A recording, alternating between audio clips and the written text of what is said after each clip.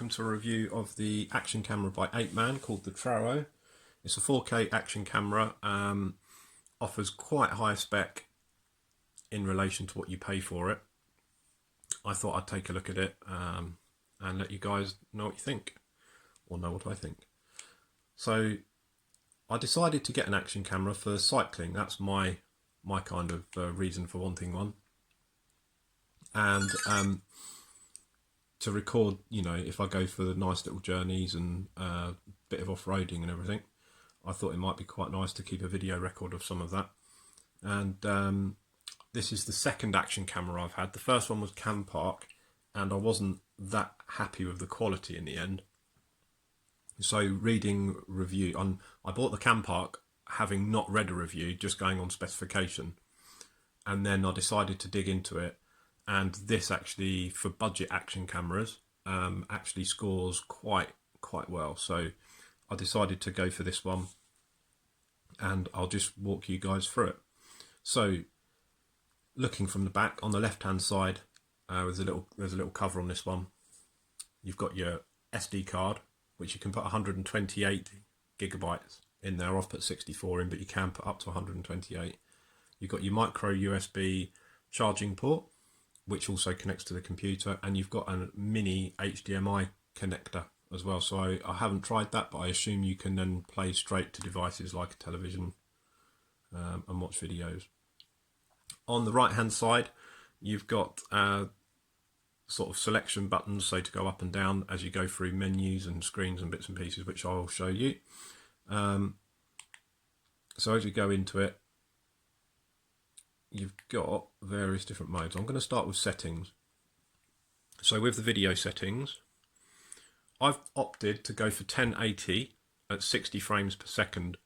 When playing back, I found that in the higher modes, you would get a little bit of, I'll call it jitter. And basically, when I'm off-roading, I don't know whether it's an issue with the camera, so image stabilization, or whether it's my computer processing it, but the imaging is much nicer to view on the 1080 at 60 frames per second. If I look at that, and you go to the higher ones, such as 4K or 2.7K, they're then knocked back to 30 frames per second.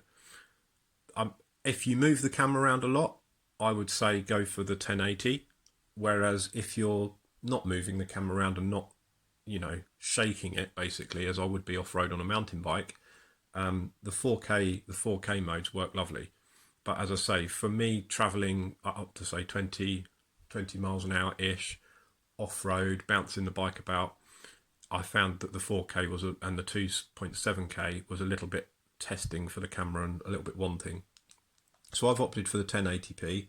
Now, that does have another benefit as well, in which it doesn't use as much space on a memory card. So you get probably, I'd say, a third saving in video sizes, maybe a quarter, which is, and obviously recording video, they're quite big files. You're talking gigabytes per recording, per sort of 10-minute clip. So it's worth bearing that in mind. And this, you know, 1080p is still pretty good. It's not to be sort of sniffed at. Anyway, you've then got an image photograph mode, which it can go up to 20 megapixels. I would say the image stills on this are actually really nice, as are the video recordings. To be fair, it works very well. Going through the settings, you've got time lapse, loop recording. I've got that set to 10 minutes because I'm using this kind of like a dash cam, although it's for my bike. Anti-shake I've got on. Lens angle, medium, you've got 3 to choose from, so you can go wide, medium or narrow. Again, I've opted for the medium. With the wide one, you start to, I mean, you could argue that that's more useful for using it as a dash cam type setup, but the end films start to look a bit kind of fish-eyed, which again, it wasn't something I really was too worried about. So yeah, shooting timer, you've got burst. So burst will take a quick succession photo. So you press the button once and you can set it to take 3, 5, 10 or even 15 photos. Microphone, I'm not worried about recording, but you can record sound with your videos. Boot recording I've got set to on because that's its dash cam mode. So with that on, as soon as you power it up, it starts recording, and I've set that with that time feature to 10 minutes. So every video clip is 10 minutes long, and then it starts a new one. And then when it's filled up the memory card, it will start overwriting the oldest one first. And then you've got some sort of settings that you get on all video and photo equipment. So exposure compensation, ISO, AWB auto white balance, scene, rotate, so you can mount the camera upside down and it will flip the image around for you, light frequency, language, date and time, date stamp. You've got Wi-Fi capabilities on here. It uses the same app as the CamPark. I haven't used the app too much with this one yet, but basically some people have complained about it, but I've had no issues with it whatsoever. You can connect your phone straight to the camera, and you can download photos and content that are stored on the camera really easily.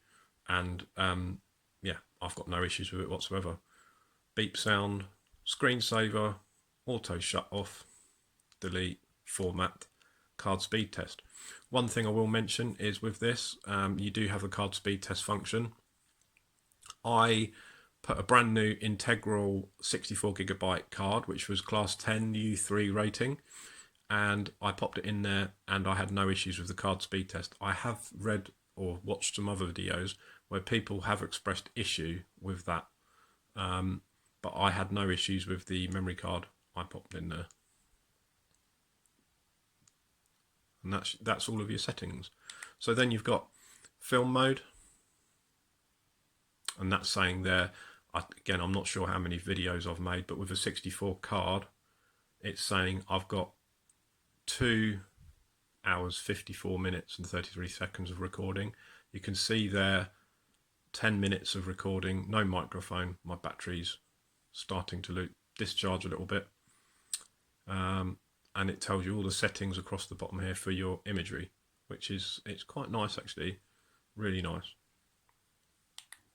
Then you've got your photos. So that's saying if I don't take any more videos, I can take 6,050 photos, which is quite a few. I don't think this would compete with a proper stills camera. It probably would compete with phones, but I think if you're really into photography, this isn't a device for you. Personally, that's my own opinion.